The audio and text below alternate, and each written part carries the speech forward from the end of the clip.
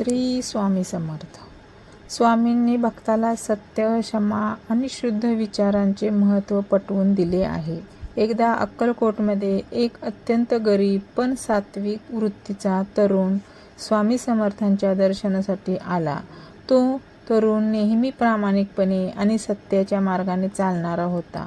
त्यामुळे गावात त्याला सर्वजण मानत.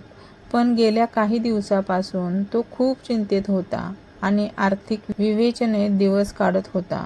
तो स्वामींच्या चरणी नतमस्तक झाला आणि म्हणाला, महाराज, मी कधीही खोटे बोलत नाही, कोणाचे वाईट चित्तत नाही. तरीही माझ्या वाट्याला एवढे दुःख आणि दारिद्र्य का येत आहे? खोटेपणा करून लोक सुखात आहेत. स्वामी समर्थांनी आपल्या नेहमीच्या प्रेमळ आणि गंभीर मुद्रेने त्या तरुणाकडे पाहिले व गोड हसले. त्यांनी आपल्या कमळेसारख्या हाताने त्या तरुणाच्या डोक्यावरून मायेचा हात फिरवला आणि म्हणाले, मुला, तू जे म्हणतोस की तुझे विचार शुद्ध आहेत ते अगदी बरोबर आहे. यात कोणतीही शंका नाही. पण केवळ सत्याच्या मार्गावर चालणे पुरेसे नसते, तर वाणीची शुद्धता आणि शुद्ध विचारही आवश्यक असतात. माणसाचे मन हे एका पवित्र मठासारखे असते. तिथे वाईट विचारांना थारा देऊ नये. अनेकदा आपण मनाने साधे असतो, पण आपल्या बोलण्यातून किंवा विचारामधून इतरांना त्रास होतो.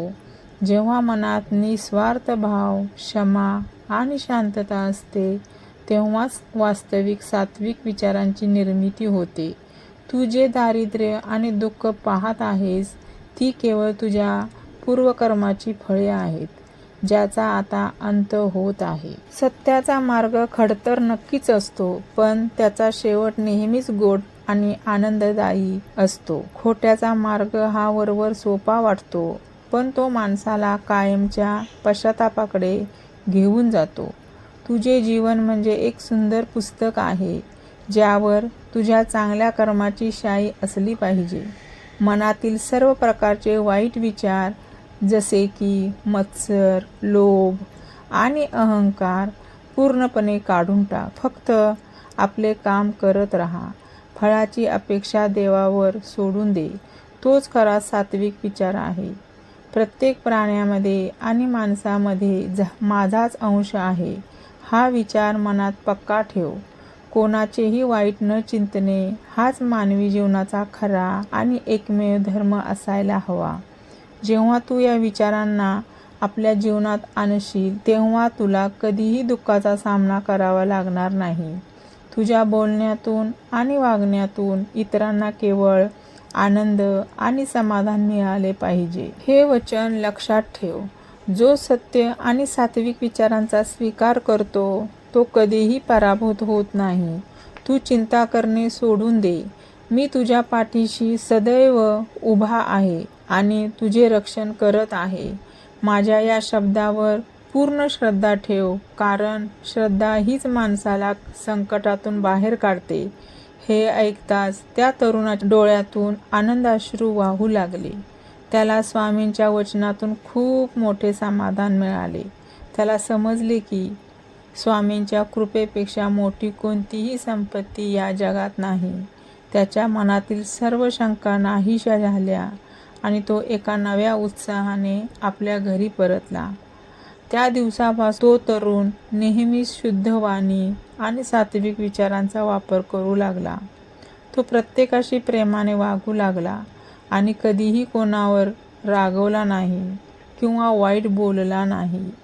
त्याच्या जीवनशैलीत आणि विचारांमध्ये झालेला हा बदल पाहून गावातील सर्व लोक आश्चर्यचकित झाले. स्वामींच्या आशीर्वादाने आणि त्यांच्या चांगल्या विचारामुळे त्यांच्या आयुष्यातील सर्व अडचणी हळूहळू दूर झाल्या.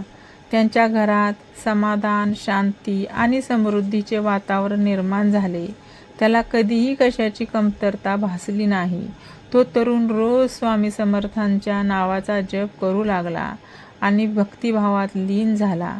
यावरून हे स्पष्ट होते की केवळ बाह्य शुद्धी नव्हे, तर अंतःकरणाची शुद्धता अत्यंत महत्त्वाची असते. जेव्हा तुमचे विचार आणि आचार शुद्ध असतात, तेव्हा स्वामींची कृपा आपोआप तुमच्यावर बरसते. आपली वाणी आणि विचार जितके सात्विक असतील तितके जीवन अधिक सुंदर आणि निरोगी बनते. श्री स्वामी समर्थांनी या कथेच्या माध्यमातून जगाला हाच संदेश दिला आहे की नेहमी सत्याच्या मार्गावर चाला, मनात चांगले विचार ठेवा, कोणाचेही मन दुखावू नका आणि परिस्थितीनुसार शांत राहण्याचा प्रयत्न करा. स्वामींचे विचार हेच आपल्या जीवनातील अडचणीवर मात करण्याचे एकमेव साधन आहेत. भिवू नकोस, मी तुझ्या पाठीशी आहे. हे स्वामींचे शब्द आजही प्रत्येक भक्ताला बळ देतात.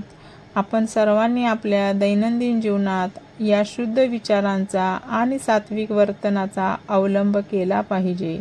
जेव्हा आपण असे करू तेव्हाच आपण स्वामींच्या खऱ्या अर्थाने कृपापात्र भक्त बनू शकतो. श्री स्वामी समर्थ महाराजांच्या चरणी लीन होऊन आपणही आपले जीवन सात्विक बनवूया. ही स्वामींची कथा आपल्याला नेहमीच चांगल्या मार्गावर चालण्याची नवीन प्रेरणा आणि ऊर्जा देते.